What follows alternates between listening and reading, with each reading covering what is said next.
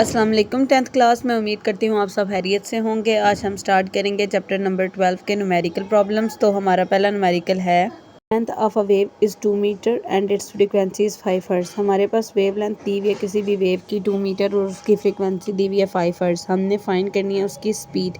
अब लैम्डा उन्होंने दिया हुआ है 2 मीटर, फ्रीक्वेंसी भी दी हुई है, हमने सिंपली स्पीड फाइंड करनी है। फार्मूला होता है v is equals to f lambda. V f की वैल्यू हमारे पास है 5 और लैम्डा हमें दिया हुआ है 2 10 मीटर पर सेकेंड।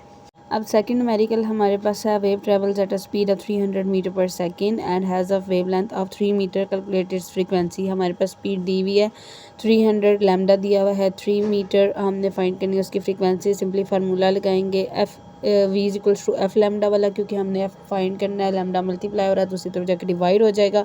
तो हमारे पास सिंपली वैल्यूज पुट करेंगे 300 डिवाइड बाई 3, तो फ्रीक्वेंसी हमारे पास आ जाएगी 100 हर्ट्ज़। नेक्स्ट हमारे पास न्यूमेरिकल 12.3 है। A sound wave has a frequency of 250 hertz. हमारे पास साउंड वेव की फ्रीक्वेंसी दी हुई है 250 हर्ट्ज़ और उसकी स्पीड हमारे पास है 340 मीटर पर सेकेंड। हमने फाइंड करनी है उसकी wave length, find its wave length. तो अब स्पीड ऑफ वेव दी हुई है 340, फ्रीक्वेंसी है 250, लैम्डा हमने फाइंड करना है। सिंपल वही फार्मूला लगाएंगे v equals to f lambda. हमने अब फाइंड करना है लैम्डा, तो एफ मल्टीप्लाई हो रहा है दूसरी तरफ जाके डिवाइड हो जाएगा। वैल्यूज पुट करेंगे, ऊपर आ जाएगा 340 क्योंकि स्पीड की वैल्यू 340 दी हुई है, डिवाइडेड बाय फ्रीक्वेंसी की वैल्यू है 250, तो इनको डिवाइड करेंगे आ जाएगा 1.36 और लैम्डा की हमारे पास यूनिट क्या होती है मीटर, तो साथ आ जाएगा मीटर। नेक्स्ट न्यूमेरिकल 12.4 है। A wave has frequency of 50 hertz. एक वेव है जिसकी फ्रीक्वेंसी हमारे पास 50 हर्ट्ज़ है। How much time does it take to complete one wave. हमने बताना है कितने टाइम में वो एक वेव को कंप्लीट करेगी। तो अब हमारे पास जो फ्रीक्वेंसी है हमें पता है वो किसका रेसिप्रोकल होती है, टाइम पीरियड का।